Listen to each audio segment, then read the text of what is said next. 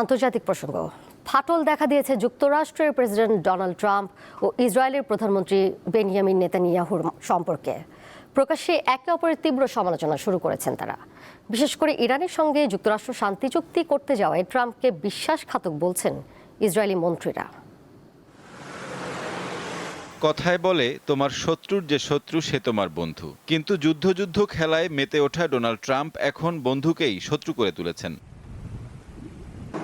ঐতিহাসিকভাবেই ইসরায়েলের সব কার্যকলাপে চোখ বন্ধ করে সমর্থন জানিয়ে আসছে যুক্তরাষ্ট্র, কিন্তু এতে ছেদ পড়ার ইঙ্গিত মিলছে এবার। ইরানে হামলা চালিয়ে বিপাকে পড়া ট্রাম্প যখন শান্তি চুক্তি করতে বাধ্য হচ্ছেন, তখন ইসরায়েলের প্রধানমন্ত্রী নেতানিয়াহু এ নিয়ে নাখোশ। ইসরায়েলি সংবাদ মাধ্যম এক প্রতিবেদনে জানিয়েছে তেল আবিব এই চুক্তি মানতে বাধ্য নয় এবং লেবানন নিয়ে ইরানের কোনো শর্ত তারা মানবে না। ইসরায়েলের মন্ত্রীরা যুক্তরাষ্ট্রের প্রেসিডেন্ট ডোনাল্ড ট্রাম্পের সরাসরি সমালোচনা এড়িয়ে গেলেও বিরোধী দল ও ডানপন্থী শিবিরের নেতাদের মধ্যে ক্ষুব্ধ প্রতিক্রিয়া দেখা গেছে। এমনকি নেতানিয়াহুর ঘনিষ্ঠ হিসেবে পরিচিত সাংবাদিকেরা ট্রাম্পের ওপর চরম ক্ষোভ উগরে দিয়েছেন। ইসরায়েলের চ্যানেল 14 নিউজের সাংবাদিক ইনন মাগাল, যাকে ইসরায়েলের প্রধানমন্ত্রীর মুখপাত্র হিসেবে গণ্য করা হয়, এক্স অ্যাকাউন্টে লিখেছেন, ইরান ও লেবাননের যুদ্ধে ইসরায়েলকে একা ফেলে দেওয়া হয়েছে। তিনি ট্রাম্পকে পরাজিত ব্যক্তি এবং মার্কিন ভাইস প্রেসিডেন্ট জেডি ভ্যান্সকে ঘৃণ্য ব্যক্তি বলে আখ্যা দেন। ক্লেমনের কিউআর কোড স্ক্যান করো আর ঘুরে দেখো বাংলাদেশের ঐতিহ্য। ক্লেমন রিয়েলি বাংলাদেশি।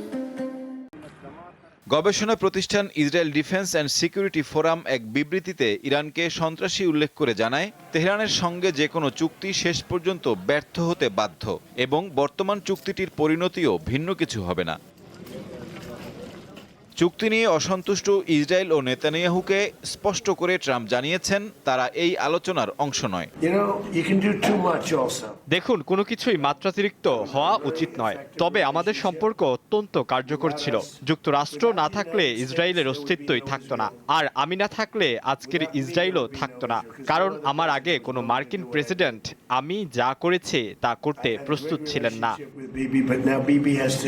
প্রাথমিক তথ্য অনুযায়ী এই চুক্তির মাধ্যমে যুদ্ধবিরতি স্থায়ী করার চেষ্টা, হরমুজ প্রণালী পুনরায় উন্মুক্ত করা এবং ভবিষ্যৎ পারমাণবিক আলোচনা শুরু করার পথ তৈরি হয়েছে। যদিও ট্রাম্পের দাবি, আর কখনো পরমাণু কর্মসূচি চালাবে না তেহরান। ইরান কখনোই পারমাণবিক অস্ত্রের মালিক হবে না। চুক্তিতে এই বিষয়টি স্পষ্টভাবে উল্লেখ করা হয়েছে।